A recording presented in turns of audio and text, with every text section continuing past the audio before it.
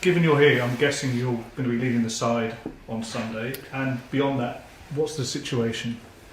I'm guessing that too. So yes,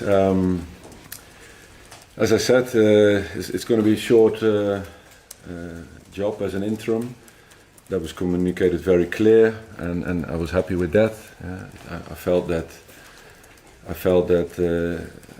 I was called upon to help the club forward in this situation, and obviously it was difficult, that Eric had to leave. I was very disappointed, obviously with mixed feelings, but after that you have to switch and the mindset to win, because in the end 75,000 people waiting and celebrating and millions watching at home. So I think that's what we try to do, and same for Sunday at least, and then after that we'll see. Have you spoken much to Eric since Monday? Yes, I've seen him Monday here, and I've spoken to him yesterday before the game. Obviously very disappointed and touched, because he really cared for the club. I said also yesterday that in the first conversation we had over talks, that for me to come back to the club with him, I really felt that he cared and loved the club and wanted to bring this club forward, and that's why we connected, and that's why he's also heard that he had to leave, but also proud of his achievements here with the two cups, and obviously the history that he's leaving with that. Ruud, can you explain why it's not worked out? When we saw everyone in Los Angeles in the summer, there was a lot of optimism around the club. The signings came in. Yeah. It seemed as though everything was aligned and ready to go forward, and it's just not happened. No, I think in the end it's also clear in football that the results. It's the results, and Eric also said, hey, we, as you say, in pre-season we had a new staff, and all very positive and working hard to bring the club forward.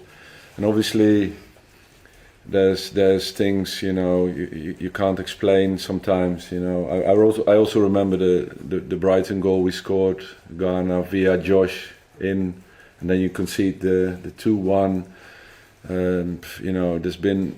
There's been so many games where we felt that we could get a better result for the way we played. I'm talking Palace, I'm talking West Ham, I'm talking Fenerbahce, I'm talking Porto.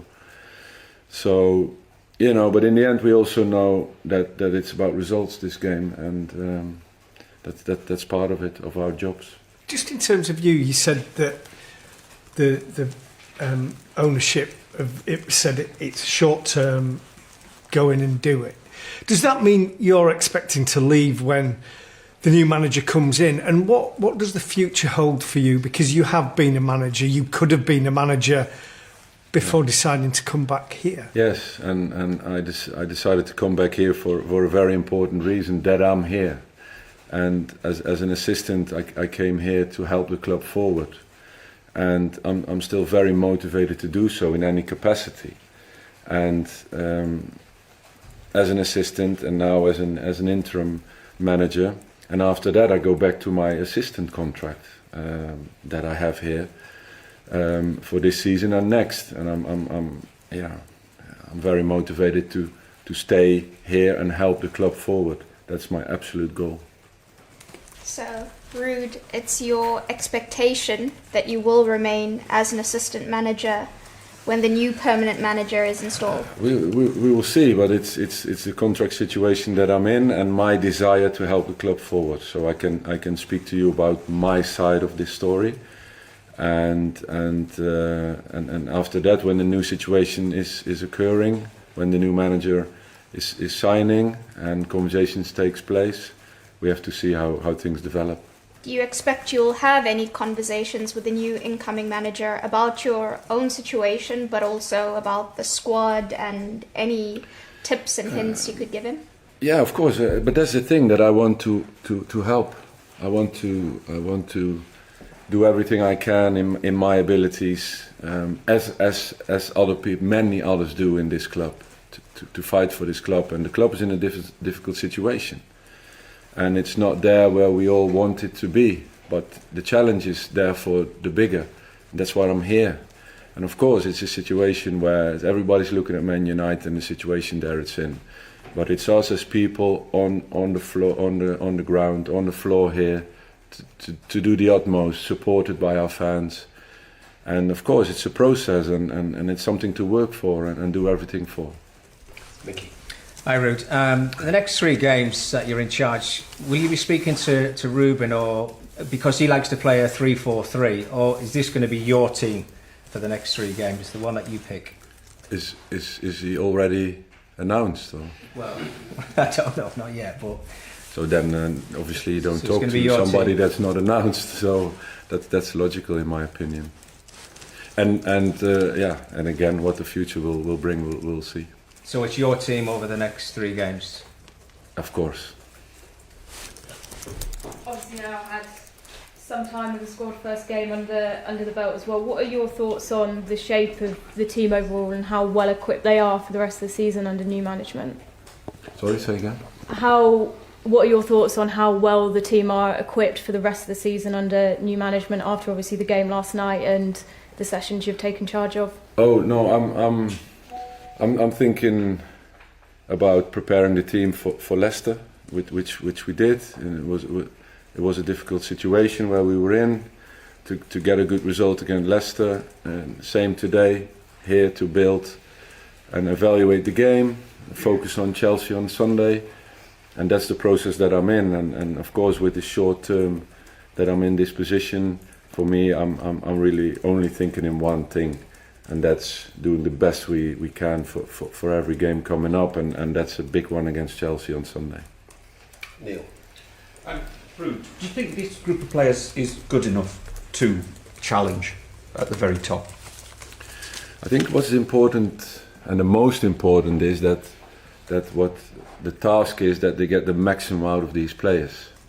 And I think it's a great challenge to show and push ourselves as staff and players to that level. And I think over a Premiership season and also all the other games that we're going to play until the end of May will give us a very good and clear picture where the club is at this moment and what the process will be towards the next season and the seasons to come. So it's a big challenge. I think everybody is convinced with this group of players that we can and have to perform better than we're doing at the moment. But obviously it's very interesting to see over the course of 38 to 50 games that probably still are to be played for, where we can end up.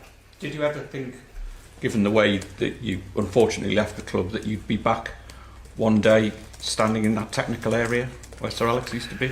Yeah, no. Well, no. At the time, I wasn't thinking that to manage. I left in 2006. Oh my God, so long a time ago. To Real Madrid and to perform and to play and to get the most out of yourself as a player. And obviously after that, you started thinking about coaching. But I have to say, it was special to come back to this club and to the city that I liked and I loved so much and still do. And I enjoy it. I enjoy being around Manchester and enjoy working with the players and staff here. There's not many that were there when I played, but still a couple. And huh? I'm still here. Well, I see a familiar faces. A couple here. More actually. Well, more or less the same quantity of people that are still there. A couple there from that time. Dave. We're just following on from that question. You have a huge affinity with this club. You're scoring 150 goals, winning titles, trophies here. How different was it for you last night, being in charge, being on the touchline there, compared to playing? What was the difference in the feeling and the emotion and the whole mindset? I don't know. It's the other side of being a football player or being a manager or an assistant. It's obviously complete opposite sides. My team talk. I'm standing in front of the team, telling them about what Manchester United is about and what it is to play at Old Trafford and what songs are being sung by the fans and why. So you try to transmit that feeling, that lovely feeling for playing for this club, and I think it's a proud moment to do that and to share that with players and what they were transmitting on the pitch and also the way it interacted with the supporters also towards me. It's an unbelievable support and it only strengthens me to do the utmost to especially short term for Sunday, Chelsea. Samuel. Hi, Ruud. I know it was a tight turnaround between the games, but did you speak to Sir Alex Ferguson before the game last night? Yes, I spoke to him. He wished me luck. We spoke shortly about my situation, shortly about the team, and he most of all he wished me luck for the game. It was always great to speak to him. Last question in this section. The club committed around another £200 million in the summer, and the manager who oversaw that is now gone 2 months later. The manager who's coming in might not want a lot of those players. Is there not a risk that the club have dug a big hole for themselves? Oh, that's it's something that is interesting to think about, because in the end, it's in football. It happens so much. Huh? The team, a club, is also in the process of signing players. So it's also in combination with the manager. So it's difficult to comment on that actually, and what the process would be with the new manager, and how important it is that the new manager is approving the squad. He has a decision to come or not to come when he sees the squad. So it's hard for me to comment on that, but that could be a reaction from my side.